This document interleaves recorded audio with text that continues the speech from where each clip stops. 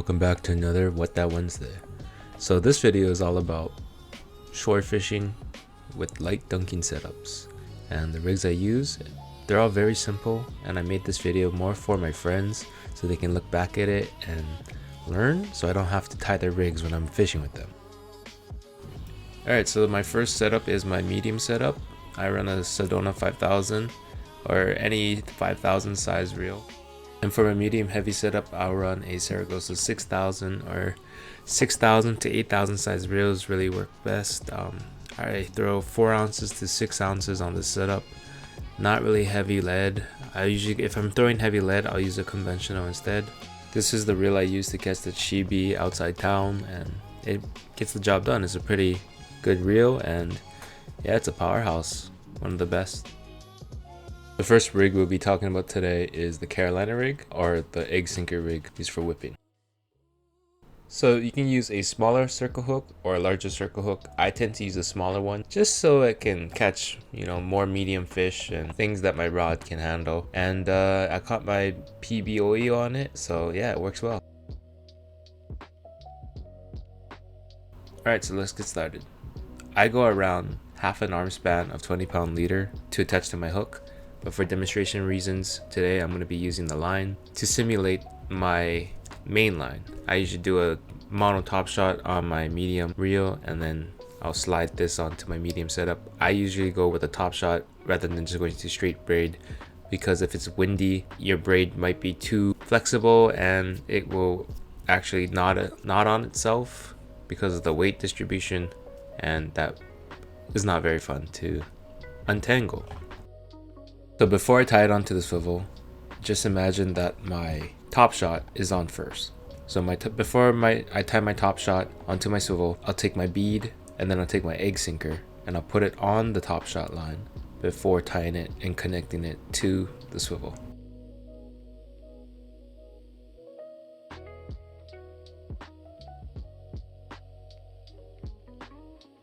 So now I'm pointing out that this is simulating my top shot. So what it would look like from the rod end would have my egg sinker, and it would sit on top of the swivel like that. So now this part is taking the bead, and that will be towards the tip. The bead is towards the tip. So when you're reeling in, your bead will catch on the tip instead of your lead. Okay, so now that we showcase what it would look like from the top, this is what the leader would look like. So half an arm span, I usually go from, if I stretch out my right arm, I'll stop it around where my shoulder meets my chest on my left side.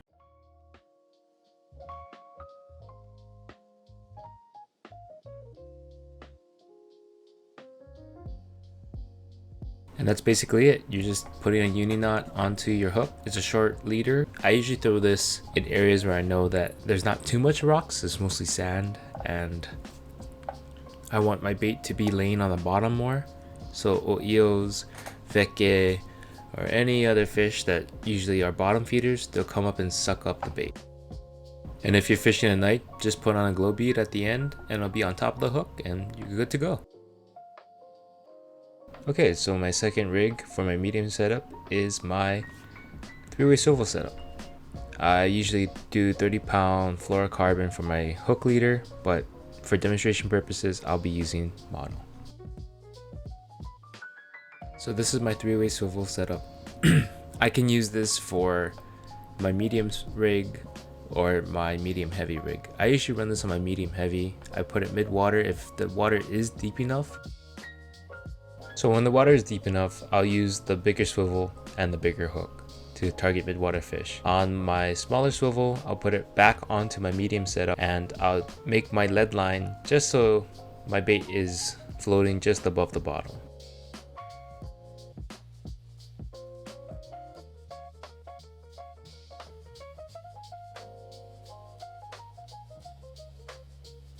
So for my midwater setup, I usually go with a shorter leader.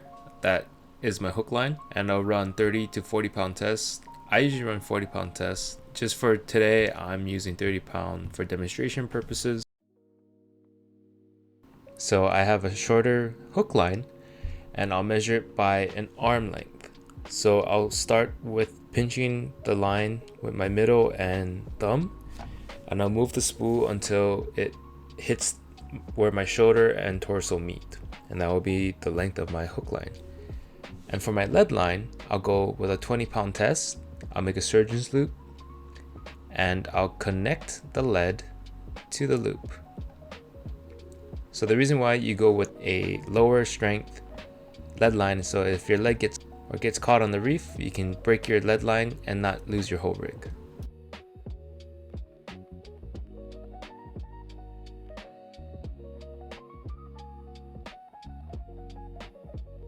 Pretty similar to your mid-water rig. The only difference is you're basically swapping. Your lead line will be short and your leader line will be long. So you want to make your lead line just so when it hits the bottom, your bait will be floating above the bottom. And so when the fish come by, they'll just go slurp, slurp, slurp, and then you get hooked up.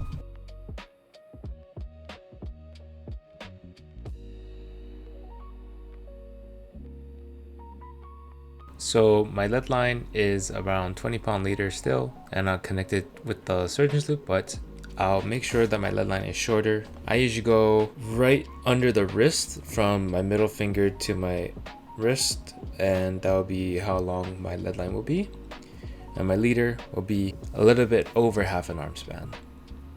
If I'm holding the hook and my line from my middle and thumb, it will end where my left shoulder meets my torso. So yeah, that's basically it. That's the 3 rigs that I use for my light dunking setups.